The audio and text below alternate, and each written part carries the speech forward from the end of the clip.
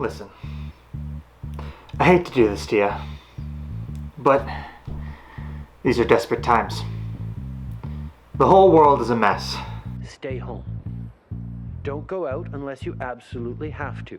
An extraordinary plea from Canada's Prime Minister to work together by staying home to help slow the spread of COVID-19. COVID has us in survival mode. A project is due and, well, I need you. I need your help on this journey. And I believe you will be the key to the whole thing. So, what do you say?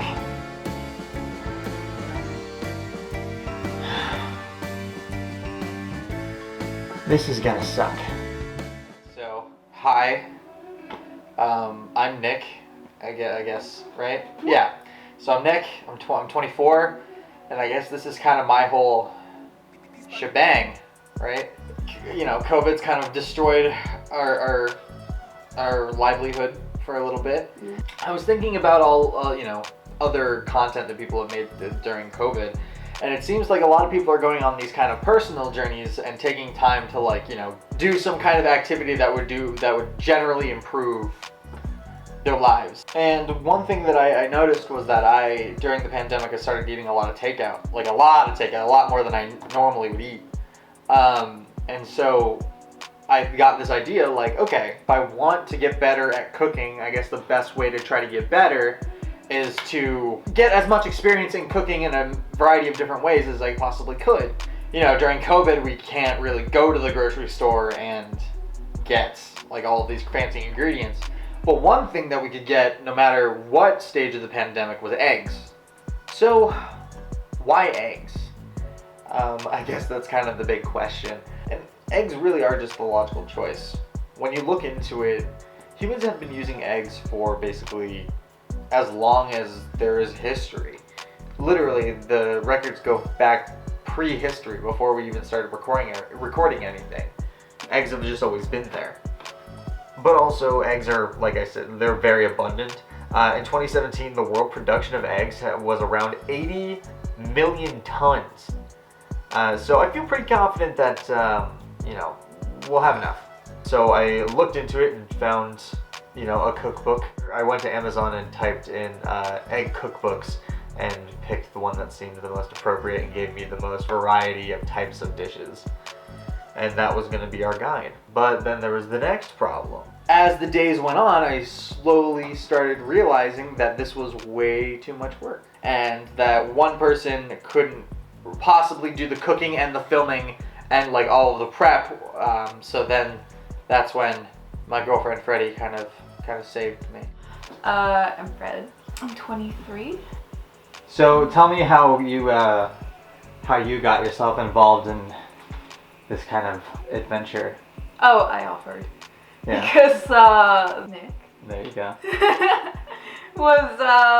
had too much work, so I felt bad. So I was like, I'll cook for you. So once she got on board, that's when things started kind of picking up pace. Once the team was assembled, we decided to get together and make a very straightforward plan.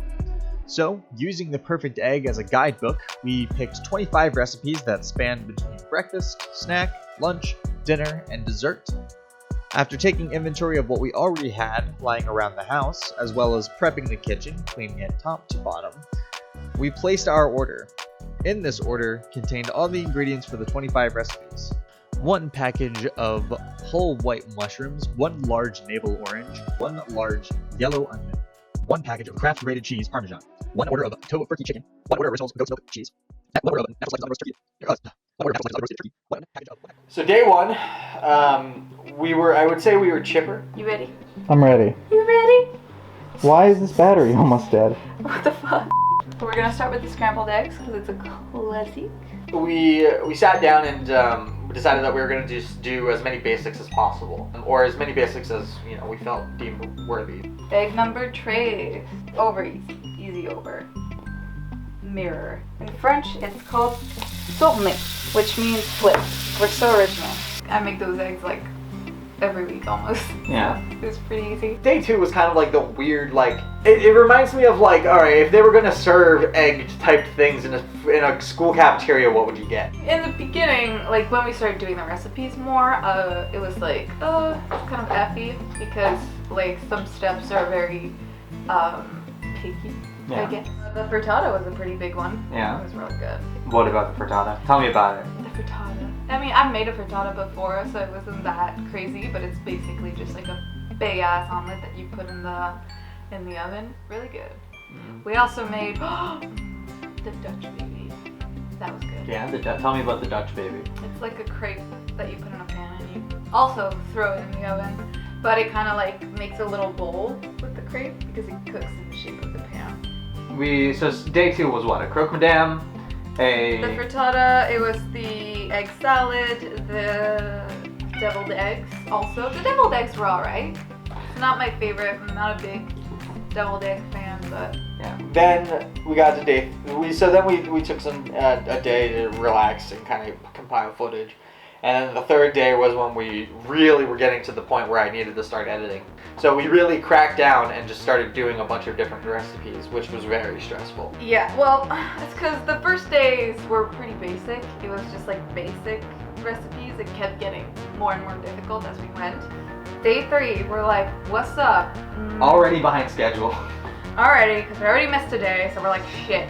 And then, and also morale, we were low. Like I didn't want to be doing this anymore. Freddie didn't want to be doing this anymore. Okay, baby, give me a sec. You're always like in the way. Well, I am somehow. trying to film this entire thing, which requires me to be kind of in the middle of shit. Just make sure all the wet is dry. The dry is wet. What? Are you okay? No. Well, like we had set out to go on this adventure and we were definitely going to do it. We had to keep going. But luckily, a lot of the things in day 3 were some of the good things, like some of the best stuff that we made. The popovers were that day. Yeah, I messed Really them up good. at first. We're also using the gluten-free flour. Ugh. But I like gluten. Too bad. It might have something to do with the fact that it's a gluten-free dough. You think? Well, you are trying to make a bread, right? Yeah. And bread is like all gluten. Yeah, okay, I'll start over. I do have bread flour. That would probably be better. Okay. With their like little breads that you put into like a cupcake mold or tin, and then inside it's stuffed with cheese and dill. And then you take them out, they're like little poofy, tiny little breads, and then you rip them off and there's cheese in it. It's really good. I made some ice cream. Oh yeah, that was the beginning of the ice cream process. Which I had to kind of wing, but I did it. I had to wing it because the book needed an ice cream maker, and your girl doesn't have an ice cream maker. So I winged it with the whipped cream, and bitch, it worked. So I don't want to brag, but I'm a genius. Yeah. Basically, the day ended with a pretty good taste test. I remember those popovers fondly. I ate like the entire tray. How are you generally feeling? How was it?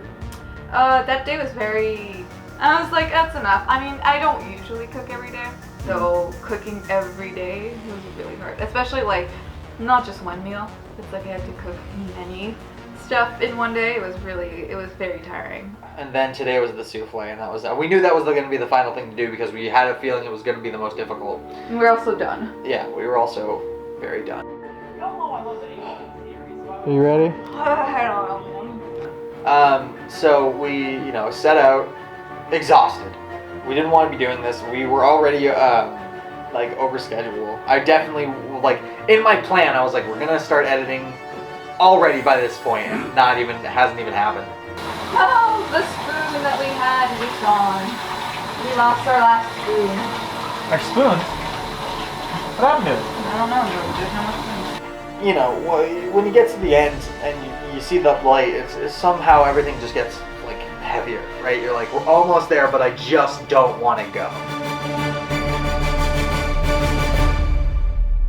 But we did it. We got to the end. And yeah, it was, we sat down, had the ice cream from the day before that we didn't get to try, but we got to try it on our final taste test, and got the souffle. And just together, it was just Wow. I definitely feel more comfortable like in the kitchen and like cooking and using a cooking book or like a recipe online, but no, I don't recommend anyone doing this. I mean, I enjoyed some of the stuff that we made, and like I'm proud of like being able to make a souffle, but like that's it.